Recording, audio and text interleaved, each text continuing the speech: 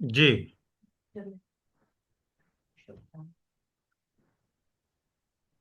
जिसमें basically 4 rules हैं inversion के। अच्छा बेटा, इसमें मेरी आवाज आप तक पहुंच रही है? Can you listen to me please? जी सर। Yes sir. बेटा, मैं आपको एडवर्ब और एडवर्बियल का जो बेसिक डिफरेंस है वो भी मैं आपको जरूर बताऊंगा। आपको एडजेक्टिव और एडजेक्टिवल का बेसिक डिफरेंस है वो भी मैं आपको जरूर सिखाऊंगा। बहरहाल, इस वक्त जो हमने रूल करना है वो कौन सा है? वो है आपका एडवर्ब की इन्वर्जन। क्या करना है हमने? एडवर्ब की इन्वर्जन। आप एडवर्ब की इन्वर्जन का रूल क्या होगा? बेटा, आप एडवर्ब को सेंटेंस के शुरू में लिखोगे। उसके बाद बेटे आप वर्ब फ्रेज दोगे। उसके बाद बेटा आप सब्जेक्ट लिखोगे।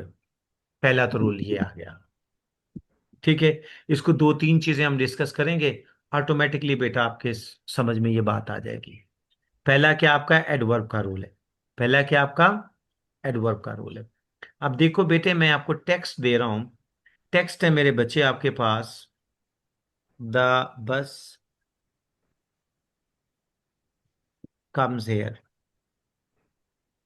जब बेटा हम इसकी इन्वर्जन करेंगे ना, इस टेक्स्ट की, तो हमने सबसे पहले क्या करना है? एडवर्ब उठाना है।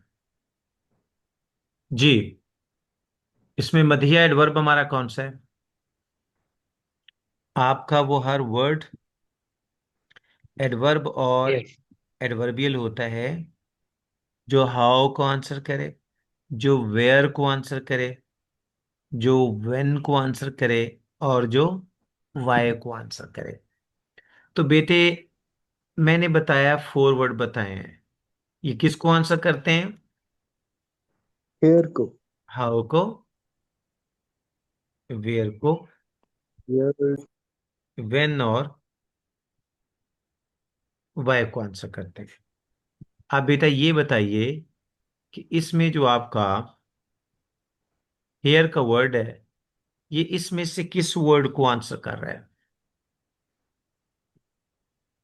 वेयर सर को। एडवर्ड। वेयर को वेयर को करेगा आंसर, सर। यानी इसको आंसर कर रहा है। ऐसे बेटे, यस सर।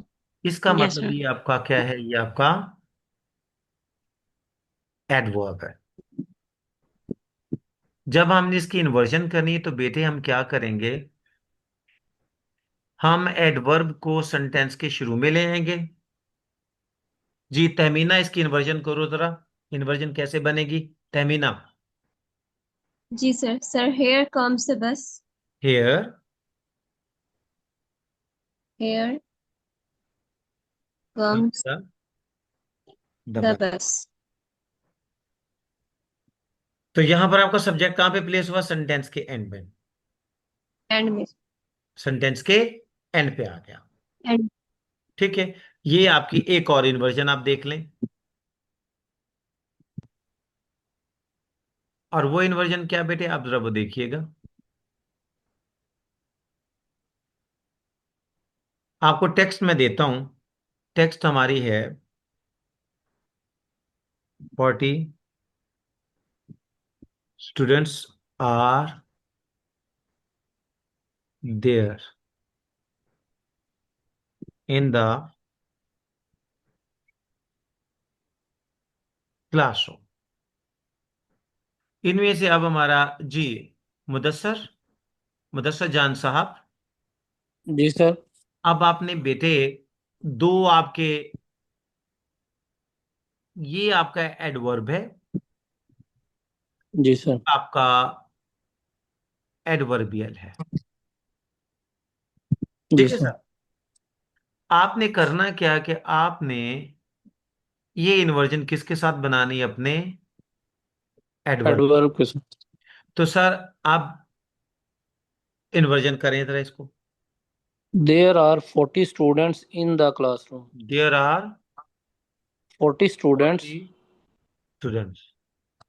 अब in the बेटे classrooms. ये हमने क्या कर दिया, एडवर्ब लगा दिया, जी सर। ये आ गया। उसके बाद वीपी आ गया, वर्ब फ्रेज आ गया, ये आ गया। उसके बाद सब्जेक्ट आ गया आपका, स्टूडेंट्स आ गया। और ये आपकी क्या है, ये आपकी एडवर्बियल है। एडवर्बियल क्या है, इन द क्लास। ठीक है, there are 40 students in the class. आपका सब्जेक्ट कहां पे प्लेस हो गया, सेंटेंस के सेंटर में प्लेस हो गया। बेटा बात की समझ आई? Yes sir. अब आ गया। बेटा बाकी लोगों को समझ आ रही है? देखिए अगर किसी, सर इसमें यहाँ एक चीज मैंने पूछनी थी कि इसका मतलब है कि एडवर्ब की जगह तो चेंज हो सकती है, एडवर्बियल की जगह नहीं चेंज हो सकती सर? बिल्कुल हो सकती है। आपका ये सेंटेंस भी बनता है, बिल्कुल। आप देखिए सर, आप करें जगह चेंज इसकी। There in the class are 40 students. आई समझ आपको, इसको क्लियर हो गया? सही सर। अब आपका इसका एक और स्ट्रक्चर मैं आपको दिखा देता हूँ। वो सेंटेंस हमारे पास है, हम उसको उठा के ले आते हैं। वो सेंटेंस हमारा क्या है, चलें हम उस सेंटेंस को ऊपर ही हम बना लेते हैं, कोई बात नहीं, हम उसको ऊपर ही बना लेते हैं। एक और देखिए, अब जो आप बात करें ना, मैं डायरेक्ट इन्वर्जन की तरफ जा रहा हूं, मैं डायरेक्ट इन्वर्जन की तरफ जा रहा हूं। During the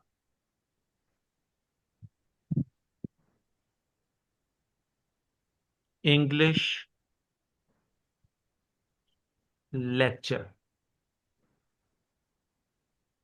during the English lecture in the class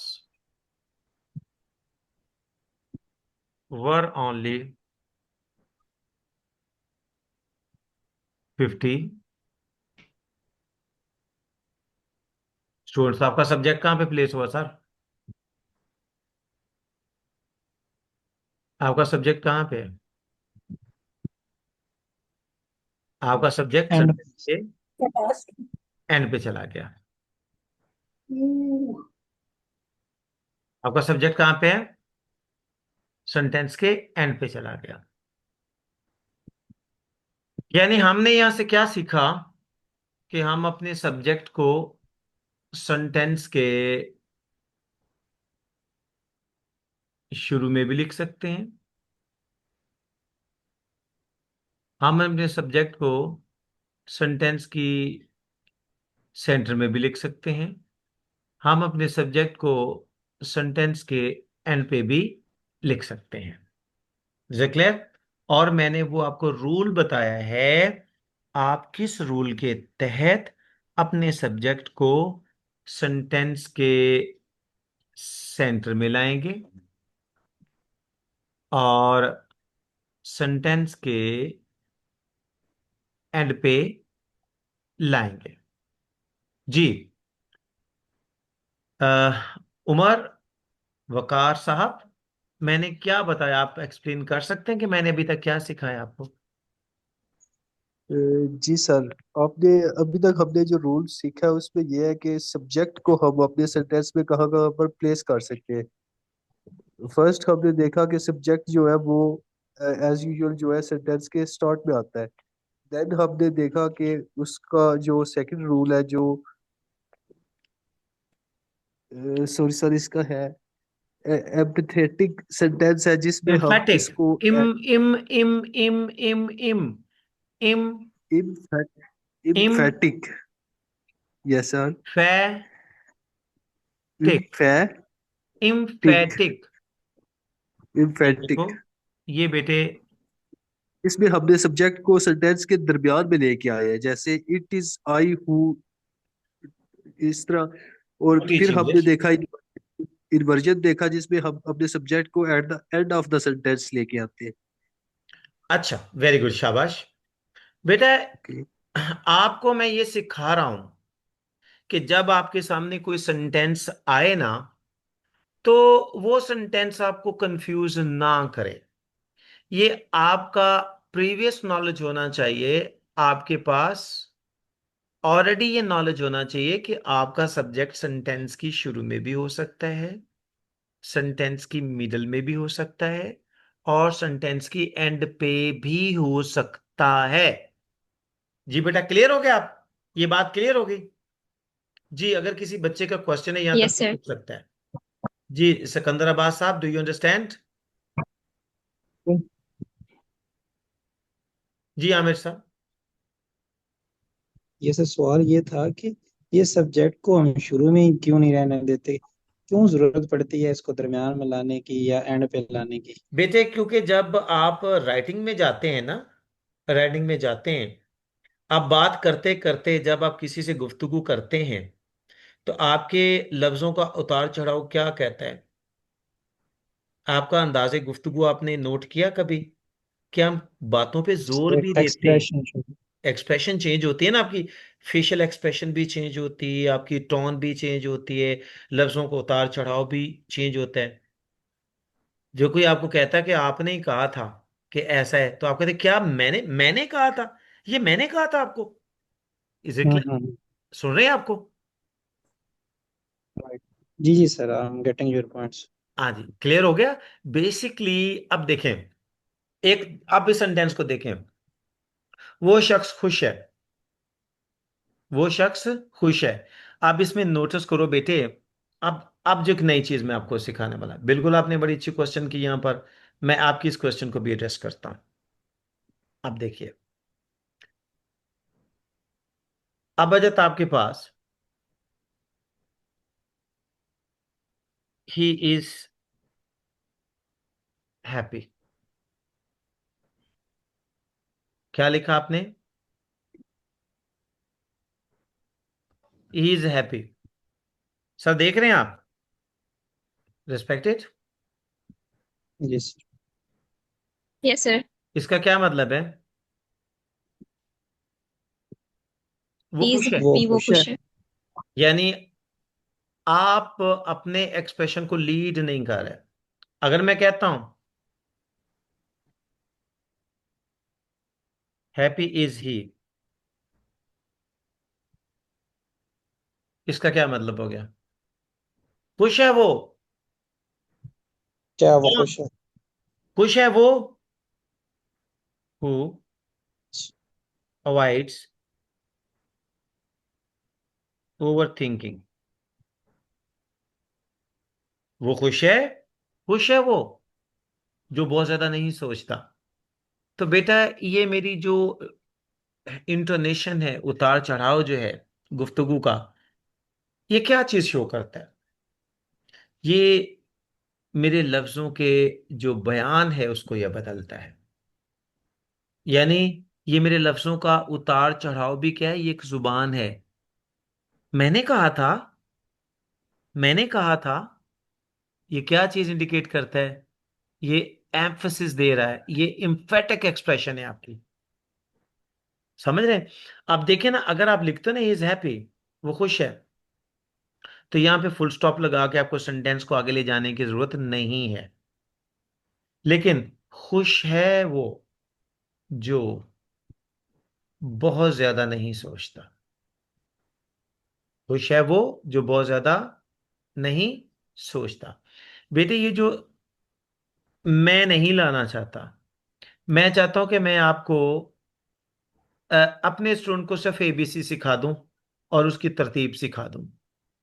लेकिन एग्जामिनर ऐसा चाहता है कि आपको इन तमाम चीजों की अंडरस्टैंडिंग होनी चाहिए। जब बेटे आप ये कैसे लिखते हो, आप कोई कंपोजिशन लिखते हो, आप पैसे लिखते हो, उसमें राइटर क्या करता है?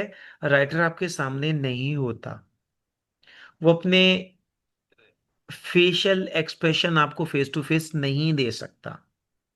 तो वो अपनी जो फेशियल एक्सप्रेशन है, अपनी सोच, अपना अंदाज, अपनी जो इंटेंसिटी ऑफ फीलिंग जो है, ठीक है, अपना जो एम्फसिस है अपना एक्सप्रेशन का, वो अपनी तहरीर के जरिए आपको देता है।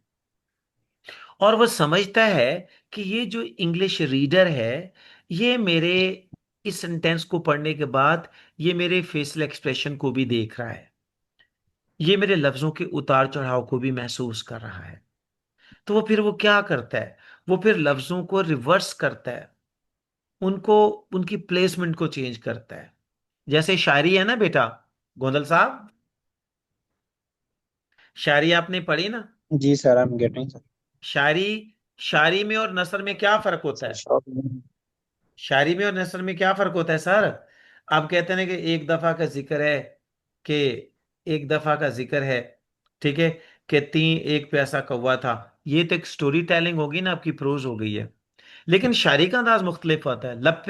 लब पे आती है दुआ बन के तमन्ना मेरी, जिंदगी शमा की सूरत हो खुदाया मेरी। ये देखें सर, दोनों के बयान में फर्क है ना, शायरी और नसर के। गोंदल साहब समझ जी रहे हैं सर। मेरी बात को? तो बेटे, ये जो जी लफ्जों सर। का उतार चढ़ाव है, इनका जो बयान है, इनकी जो प्लेसमेंट रिप्लेसमेंट जो है, ये बेसिकली क्या करती है, ये राइटर की जो एक्सप्रेशन को देती है, उसके एक्सप्रेशन को बयान करती है कि इस वक्त वो, उसका फेस एक्सप्रेशन क्या है, वो कहना क्या चाह रहा है, उसका वो अपने अंदाजे गुफ्तगू बताता है आपको।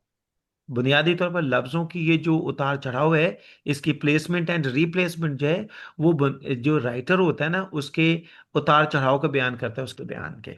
जी प्लीज, जी गोंदल साहब, you are agree or not? Sir I am agree sir, आगे समझ सर, थैंक यू। ठीक है। अब देखें बेटा, फिर दूसरा क्वेश्चन ये होता है कि मेरे नजदीक ये बड़ा नॉनसेंस क्वेश्चन होता है, when we ask in the class how many forms of verbs are there. तो सर आपने जो चीज बताई थी कि आप करें, तो सर उसको क्या बोलते हैं? किसको पहना, नीलम किसको? सर जो वेयर, हाउ, व्हेन और हु को आंसर करे। बेटे, ये जो एडवर्ब और एडवर्बियल है मेरी बहना, इस पे तो हमने बड़ी डिटेल गुफ्तगू करनी है, परेशान हो, ये तो जस्ट एक एक्सप्रेशन दे रहा हूं मैं यहां पर। ये तो अभी हमारी शुरुआत है ना गुड़िया, इसको बेटे हम आगे लेके जाएंगे, इसको देखेंगे, ठीक है? अच्छा, नेक्स्ट प्लीज। बेटा, मैं अक्सर अपने बच्चों ये क्वेश्चन जरूर करता हूं, जो कि मेरे नजदीक एक नॉनसेंस क्वेश्चन है। How many forms of verbs are, verb की कितनी फॉर्म होती है, ठीक है? बच्चे बड़ा, उनके फेशियल एक्सप्रेशन चेंज होते हैं, कोई कहते हैं थ्री फॉर्म है, कोई कहते हैं फोर फॉर्म है, कोई कहते हैं फाइव फॉर्म है, ठीक है? बेटा, एक चीज आप अपने जहन में बिठा लें, वर्ब को जिस शक्ल में भी इस्तेमाल किया जाता है ना, वो उसकी फॉर्म होती है। ये क्वेश्चन उठाना कि वर्ब की थ्री फॉर्म है, वर्ब की फोर फॉर्म है, वर्ब की फाइव फॉर्म है, this is really a very nonsense question.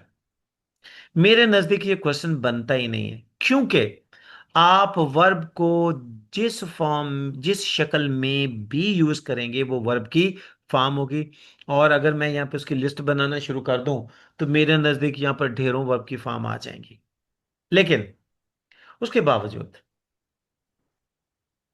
मैं अगर ये कहता हूं कि गो फर्स्ट फॉर्म है, वेंट सेकंड फॉर्म है, गॉन थर्ड फॉर्म है, गोइंग फोर्थ फॉर्म है, गोस फिफ्थ फॉर्म है, या डू फर्स्ट फॉर्म है, डिड सेकंड फॉर्म है, डन थर्ड फॉर्म है, डूइंग फोर्थ फॉर्म है, डज फिफ्थ फॉर्म है, या मैं कहता हूं कि है फर्स्ट फॉर्म है, हैड आपकी सेकंड फॉर्म है, हैड थर्ड फॉर्म है, हैविंग फोर्थ फॉर्म है, हैज फिफ्थ फॉर्म है। बेटा, सबसे पहले तो मैं आपको इसकी बिब्लियोग्राफी बता दूं कि मैंने ये स्ट्रक्चर कहां पे पढ़ा। बेटा, ये मैंने पढ़ा है American heritage dictionary of English language. ये बिब्लियोग्राफी क्या है? अमेरिकन, अमेरिकन हेरिटेज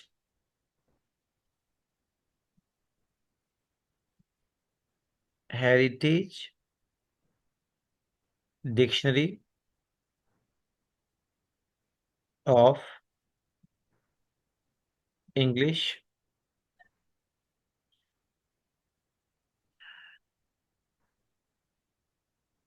लैंग्वेज, ये बेटा डिक्शनरी है, अमेरिकन हेरिटेज डिक्शनरी लैंग्वेज। बेटा ये जो रेफरेंस अभी मैं दे रहा हूं, ये बेसिकली इस डिक्शनरी का है। अब American heritage dictionary of English language क्या कहती है? जब आप बेटा, अगर किसी बच्चे के पास ये डिक्शनरी है, तो वो देखेगा कि ये जितने एक्सप्रेशंस मैंने यहाँ पे दिए हैं ना, वो सारे वहां पे मौजूद हैं। अब देखिए, मैंने अपने लिए डिक्शनरी के इस स्ट्रक्चर से अपना टीचिंग मार्जिन निकाल लिया। और मेरा टीचिंग मार्जिन क्या था कि मुझे मेरे इस क्वेश्चन का आंसर मिल गया कि क्या आपकी जो वर्ब हैं, जैसे नाउन की सिंगुलर और प्लूरल होती हैं, क्या आपके वर्ब की भी सिंगुलर और प्लूरल होती हैं? एक्चुअली मैंने इस डिक्शनरी को स्टडी करते हुए अपने इस क्वेश्चन को आंसर कर लिया। मैं आसानी से इस नतीजे तक पहुंच गया कि हाँ, जिस तरह नाउन की सिंगुलर प्लूरल होती हैं, जैसे बॉय की प्लूरल होती है बॉयज, जैसे बेटे बॉक्स की प्लूरल होती है बॉक्सेस, इसी तरह बेटा मुझे आंसर मिल गया कि मेरे जो वर्ब्स होते हैं ये भी सिंगुलर और प्लूरल में होते हैं। तो मुझे रिजल्ट क्या मिला कि आपकी जो फर्स्ट फॉर्म होती है, ये सारे के सारे क्या होते हैं? आपके प्लूरल वर्ब्स हैं। और आपकी जो फिफ्थ फॉर्म है, ये सारे के सारे वर्ब्स क्या हैं? ये आपके सिंगुलर वर्ब है। जी। गोदल साहब, मैंने क्या कहा? मेरी बात को जरा सेकंड करेंगे आप? जी सर। क्या सीखा आपने यहां पर? ये सर सीखा है कि वर्ब्स वो जिस तरह नाउन प्लूरल भी हो सकते हैं, इस तरह वर्ब्स भी प्लूरल हो सकते हैं लर्ज। वर्ब भी सिंगुलर और प्लूरल हो सकते हैं। हो सकते हैं सर। अच्छा और ये, प्लूरल वर्ब जो आपने गो। जी, जी सर। लेकिन वर्ब की सूरत में ये रिवर्सल ऑफ द केस है। बेटे नॉन के साथ एस और यस लगाते हैं तो वो प्लूरल बनता है, लेकिन वर्ब के साथ अगर एस और यस लगाते तो ये सिंगुलर बनता है। सुमेरा, मेरी बात समझ में आ रही है? जी सुमेरा, ये जी सर। आप एक्टिव होके बैठे बेटे, आप अगर पार्टिसिपेंट नहीं है तो आपकी लर्निंग नहीं होनी, मैं आपको बता रहा हूं। आप जस्ट मेरी स्पीच सर सुनेंगे, आप लर्निंग नहीं हो सकती बच्चों की। सुमेरा, मैंने क्या बताया मेरी बहना? जरा बताइए, एक्सप्लेन करिए। सर आपने बताया है कि जिस तरह नाउन्स में होता है सिंगुलर प्लूरल, वर्ब्स में इसके ऑपोजिट होता है सिंगुलर ईएस के साथ, और जो प्लूरल है वो विदाउट ईएस के साथ, लाइक वो प्लूरल होता है। ऑपोजिट हैं दोनों, कंट्रोडिक्शंस हैं दोनों में। जी, एक और बात बेटा जहन में रखिएगा। फिर क्या कहते हैं कि ये जो प्लूरल वर्ब है, ये प्लूरल सब्जेक्ट के साथ आता है। ये बिल्कुल इनकरेक्ट थ्योरी है आपकी, ये गलत है। प्लूरल वर्ब जो है वो प्लूरल सब्जेक्ट के साथ नहीं आता।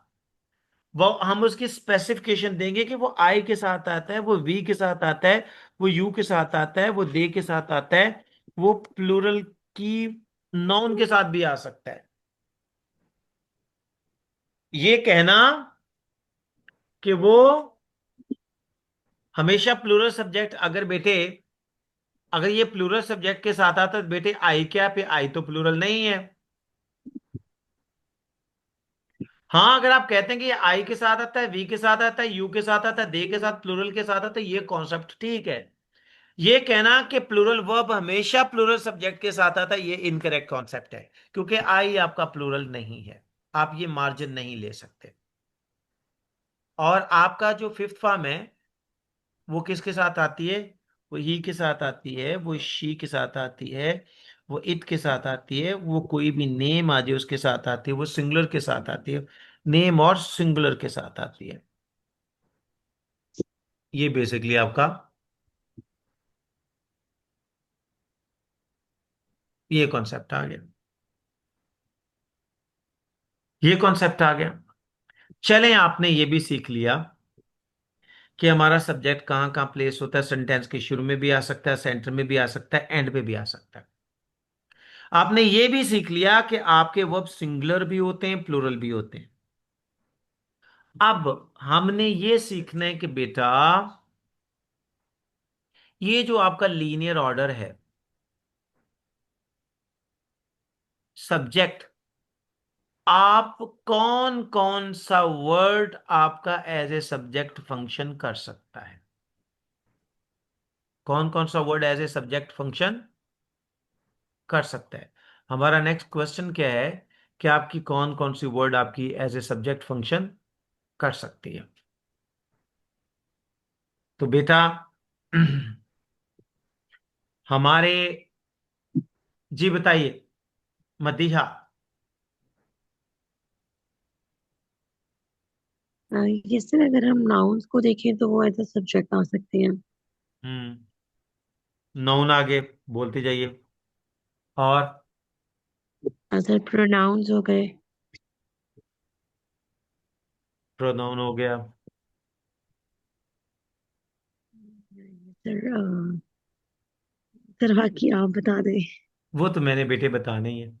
जी, आप में से कोई बच्चा ऐड कर सकता है कि हम कौन कौन से वर्ड को ऐसे सब्जेक्ट ले सकते हैं। The answer is, listen to me please. Sir adverb. नहीं, मेरी बहना, एडवर्ब कभी भी सब्जेक्ट नहीं बनता बेटे। वो ये वर्ड्स हैं जो आपके एज ए सब्जेक्ट फंक्शन कर, बेटा ये वो वर्ड्स हैं। प्रोनाउंस। यानी आपका कौन कौन सा word as a subject function, there is a list of words. बेटा आपका नाउन बनता है मेरे बच्चे, आपका प्रोनाउन सब्जेक्ट बनता है, आपका नॉमिनल सब्जेक्ट बनता है, आपकी जेरंड सब्जेक्ट बनती है, आपकी इन्फिनेटिव बनती है, आपकी फ्रेज बनती है, आपकी क्लॉज ऐसे सब्जेक्ट बनती है। आपकी बुनियादी तौर पर आपका कौन सा प्रोनाउन, आपका possessive pronoun subject of the verb बनता है। There is a list. पहला हम डिस्कस कर लेते हैं आपका वो क्या है आपका नाउन। नाउन बेटे सिंगुलर भी होता है और आपका नाउन प्लूरल भी और होता है। बेटा समझ रहे हैं, यस सर। नाउन आपका सिंगुलर भी होता है और नाउन आपका प्लूरल भी होता है। For example, a boy plays cricket,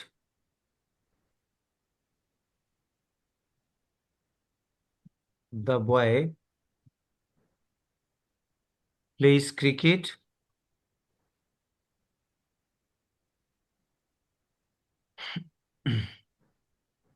boys play cricket, the boys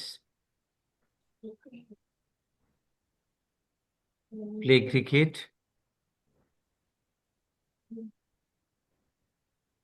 some boys play cricket।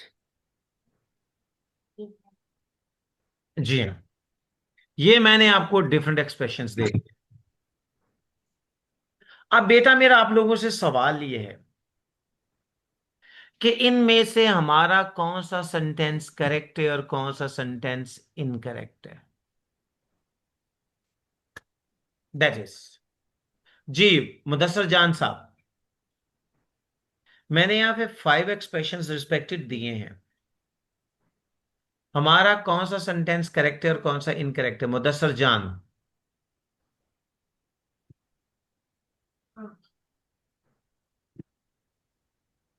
Ji Sikandar Abbas.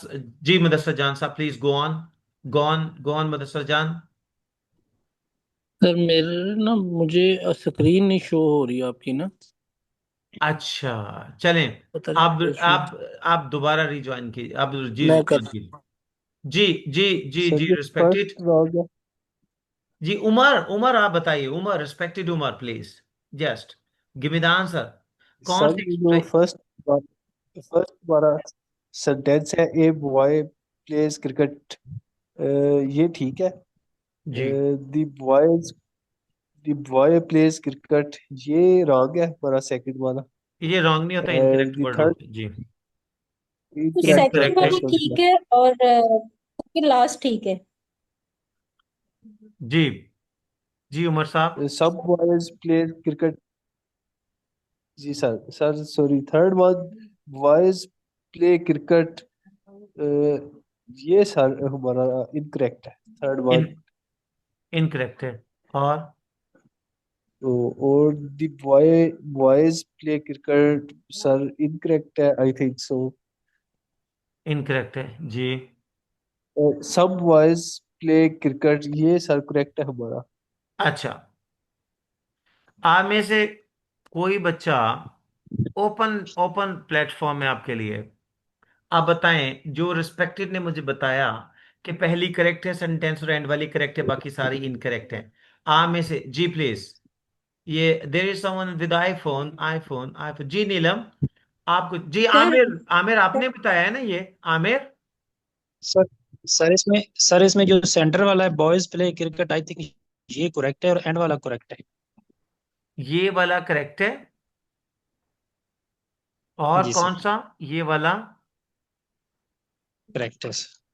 Incorrect है, ऐसे ही सर? सम नहीं, ये इनकरेक्ट आएगा, लास्ट वाला सर इनकरेक्ट आएगा। तो सर लास्ट एंड वाला इनकरेक्ट ही वाला भी लिखा है मैंने। इनकरेक्ट आएगा। ये देखे मैंने इनकरेक्ट लिखा है। जी जी। सर। नीलम जी आप सही है बोलने सर। लगी थी। सर ये सेकंड वाला करेक्ट है, द बॉय प्लेज क्रिकेट। और ये करेक्ट है। जी सर ये करेक्ट है। जी मेरी बहना। Boy plays cricket. और सर ये वाला, नो सॉरी, ये तो दो है ना सर इसके। जी Tayyaba, Tayyaba, Tayyaba please, respected Tayyaba. Tayyaba, can you listen to me please?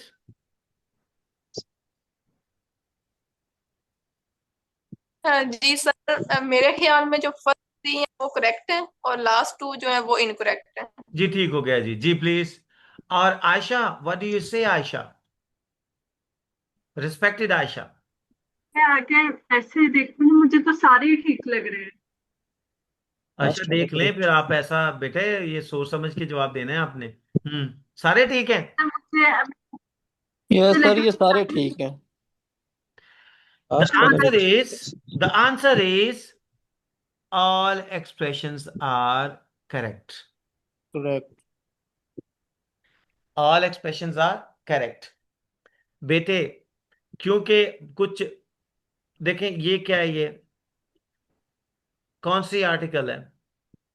Indefinite article. अच्छा ये बताओ, मैंने आर्टिकल्स आते है। हैं। मेरा क्वेश्चन आपसे, आर्टिकल कितने हैं? मुदस्सर जान, ये आपने बात पहले सीखी हुई जो मैं अभी बोल रहा हूं, आप में से और टू भी लोगों ने आर्टिकल सीखी है हुई है। आर्टिकल है ए एन और द। सर, जी। इंडेफिनिट और डेफिनेट आर्टिकल। जी आपने आशा बोला है सर 4 है article, a, the, some and definite, some भी आर्टिकल। और इंडेफिनिट इंडेफिनिट। और डेफिनेट, इंडेफिनेट हम और जीरो आर्टिकल्स। Zero article. ये वो बच्चे जो जीरो आर्टिकल सर। और ये मैं मुझे मुझे पता है कि मेरे पास पढ़ने वाले बच्चे, उनकी अंडरस्टैंडिंग आर्टिकल के हवाले से बहुत अच्छी है। वो जानते हैं कि जी इंग्लिश में सर। 3 आर्टिकल यूज होते हैं। इंग्लिश में 3 आर्टिकल हैं। और वी विल कंटिन्यू। जी प्लीज, अगर आपकी कोई क्यूरी है तो हम इसी को यहीं पे स्टे करेंगे, इसके बाद हम आगे लेके चलेंगे। जी प्लीज। तहमीना, क्या जो मैंने समझाया आपको समझ में आया बेटे इसके? Yes sir. जी आमिर साहब, व्हाट डू यू से? जी सर। क्या आपको समझ में आई बातें? ये चीजें मैंने अनटोल्ड छोड़ी हैं, इनको कल मैंने यहीं से एक्सप्लेन करना है। जी बेटा, अगर किसी बच्चे का क्वेश्चन है तो वो मुझसे कर सकता है। जी सिकंदराबाद साहब। सर एक, जी आमिर साहब। सर सवाल ये है कि हमें नोट्स मिल सकते हैं? ये सारे नोट्स मिल रहे हैं, ये देख लें। क्यों जी, आप में से कोई पहले पढ़ने वाला बच्चा, उसको पता है ना कि सारे नोट्स आते हैं, सारे लेक्चर्स आपके पास आते हैं, एक एक चीज आपके पास आती है। जी सर। सर ये और बात है कि हम भूल चुके हैं जनरल। लेक्चर आ जाता है। जी जी नीलम। जी सर, जी अगर नीलम। ये हो सकता है कि लेक्चर से पहले मिल जाए तो। जी नीलम क्या कह रही हैं आप? सर बिल्कुल रिकॉर्डेड लेक्चर भी आता है, और जो स्लाइड्स होती हैं आगे चल के जब हम टेंसेस वगैरह जो भी करते हैं तो उसकी आप सारी स्लाइड्स प्रॉपरली भेजते हैं, और आमिर वर्क भी होता है, जितना काम होता है वो भेजा जाता है, फिर उसको चेक भी किया जाता है। आमिर साहब, डेली लेक्चर होगा, जो मेरा जी रिकमेंडेड सर। टाइम होगा। स्लाइड्स आपके साथ शेयर होंगी, रिकॉर्डेड लेक्चर आपके पास होंगे, वर्कशॉप आपके साथ होगी, होमवर्क आपको दिया जाएगा, आपका होमवर्क चेक किया जाएगा। ये वो बच्चे बोल रहे हैं जो पहले मेरे साथ चल रहे हैं। ठीक है, ये सारी चीजें आपको प्रोवाइड होंगी, और इनकी जो प्रोविजन है वो अश्योर करवाएंगी आपकी जो एडमन है, मैम अनम साहबा। ठीक है, वो इसको अश्योर करवाएंगे, आपको एक एक चीज मिल जाएगी, एक एक चीज मिलेगी मेरे लेक्चर की। आप पहले इस लेक्चर को कंप्लीट होने, जैसे ये लेक्चर कंप्लीट होगा ना अमर साहब, ये जैसे ही लेक्चर जी सर। कंप्लीट होगा ये लेक्चर आपके पास आ जाएगा। ठीक हो गया जी? सर सर एक मैं चीज मैं सर कहना चाहती हूँ। ये सबमिशन करना चाह रहा था सर, कि अगर हमें ये लेक्चर, आप जनाब जब लेक्चर डिलीवर कर रहे होंगे इससे कबल अगर नोट्स मिल जाए तो हम एक दफ़ा गो थ्रू हो जाएंगे तो आपका लेक्चर ज़्यादा इजीली और बिल्कुल, मैं ज़्यादा हम एग्रीड हूँ एक्टिवली आपकी बात से, पार्टिसिपेट कर रिस्पेक्टेड, सकते हैं। बिल्कुल एग्रीड हूँ, बिल्कुल एग्रीड हूँ। मैं उनसे एडमिन से बात करके मैं आपको शेयर करवा देता हूँ, ठीक है? बस ये सर टाइम भी बच जाएगा ना हमारा भी, बार बार फिर दोबारा रिपीटिशन नहीं करनी पड़ेगी। जी जी, पहले बिल्कुल पढ़े ऐसे। होंगे तो फिर इजी जी रिवाइज हो जाएगा exactly sir. Sir. Neelam ji, Neelam ji, नीलम आप कुछ कहना चाह रहे थे? सर मैं इससे हटके एक बात कहना चाह रही थी कि सर कि अभी आप उन स्टूडेंट में को ना क्वेश्चन कर रहे हैं, मैंने तो एक मंथ आपकी क्लासेस ली थी, तो सर मेरा ये है कि मैंने जब उस टाइम क्लासेस ली है तो मैं जस्ट लेक्चर सुनती थी, मैंने उस काम को रिवाइज ये चीज कभी नहीं किया था मेरे पास। उस टाइम मेरी शादी होने वाली थी तो मैंने इतना टाइम नहीं। बट अब अभी आप क्वेश्चन कर रहे हैं तो ये जो बाकी पार्टिसिपेंट हैं जो अभी जिन्होंने ज्वाइन किया है, जो फर्स्ट टाइम आपके साथ है, तो वो ये ना सोचेंगे इनको सर ने पढ़ाया हुआ है तो इनको आ नहीं रहा। हाँ जी, वो ये ना सर, वाकई में एक माह पढ़ा था, फिर आप मुझसे छुट्टियां लेके चली गई थी शादी की वजह से। जी सर, ऐसे जी ही सर, तो ऐसे। अगर मुझे किसी चीज का क्वेश्चन आंसर नहीं आ रहा तो इट्स माय फॉल्ट। सर बहुत अच्छा पढ़ाते हैं, ठीक है, तो जिन्होंने पूरा सेशन कंप्लीट किया है उनको बहुत कुछ आता है, बट मैं बहुत सी चीजें भूल चुकी हूँ उस टाइम जो पढ़ा हुआ कोई था, बात तो नहीं मैंने बहना, रिपीट मेरी नहीं बात किया। सुने। बेटे, मैंने कभी ऐसा नहीं सोचा, मेरे पास बेटे सुने, मेरे पास बेटे हर लेवल का स्टूडेंट होता है। मेरे पास ऐसे लोग भी बैठे होते हैं जो पीएचडी में इंग्लिश करके बैठे होते हैं, क्योंकि ये जो ग्रामर है इसका पीएचडी से कोई ताल्लुक नहीं है। ठीक है, एक चीज आप तसल्ली से बैठा करें। मेरे पास जब कंपेटिटिव एग्जाम के लोग आते हैं ना, उसमें एम फिल इंग्लिश भी होते हैं, पीएचडी भी होते हैं। तो बेटा, ये जो पेपर है ना ग्रामर का, इसका एमए से, एम फिल से, पीएचडी से कोई ताल्लुक नहीं होता। ये सबके लिए न्यूट्रल होता है, ठीक है? तो लिहाजा आपने इस ईमान से बैठना है, और इस यकीन से क्वेश्चन करने कि आपको किसी की परवाह नहीं है। आप अपना प्रॉब्लम लेके बैठे हैं यहाँ पर, और आप बेटा मुझसे 10 दफा भी पूछेंगे तो मैं आपकी क्वेश्चंस को आंसर करूंगा। ठीक है, ये मेरी ड्यूटी में जी शामिल है, तो सर, इंशाल्लाह। जी सर। जी, और कोई आपकी सजेशन है तो आप हुक्म करें, अदरवाइज जी प्लीज। जी, डन हो गया जी। सर इसमें ये पूछना था, ये मुमकिन है सर कि आपका सेकंड लेक्चर आपका हो और लास्ट पे उर्दू वाला चला जाए? बेटा, मैं एक बात बताऊं आपको।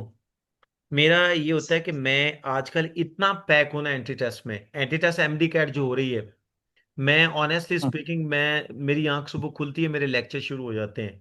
और ऑनेस्टली स्पीकिंग मेरा आखिरी लेक्चर 8:45 पे खत्म होता है।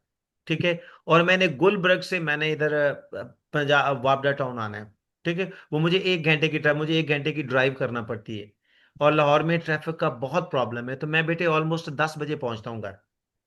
अदरवाइज मैं हाजिर हूँ, मुझे मसला ही कोई नहीं था। समझ रहे ठीक है मेरे सर, कोई प्रॉब्लम इशू को? नहीं, वैसे भी आपका लेक्चर इतना इंटरेस्टिंग होता है सर, अटैच करके रखते हैं, हमें नींद आती नहीं है, अदरवाइज हम सो नहीं जाते हैं नहीं, उस टाइम। इंशाल्लाह आप परेशान हो, मैं आप लोगों की नींदें उड़ाऊंगा, जरा थोड़ा सा एक हफ्ता चलो आगे। ठीक है। जी ओके जी, सर। बेस्ट ऑफ लक जी, इंशाल्लाह थैंक यू सर बेटे। एक रिक्वेस्ट है। जी बेटे। सर एक रिक्वेस्ट है, स्टार्ट में ना थोड़ा सा अभी स्लो एंड स्टेडी चलते हैं, बहना, मतलब मैं ये जो फर्स्ट वीक है। ये बेटा देखो गुड़िया, मैं कितना स्लोली चल रहा हूं। मैं बच्चों, आप बेटा, मैं एक एक चीज आप में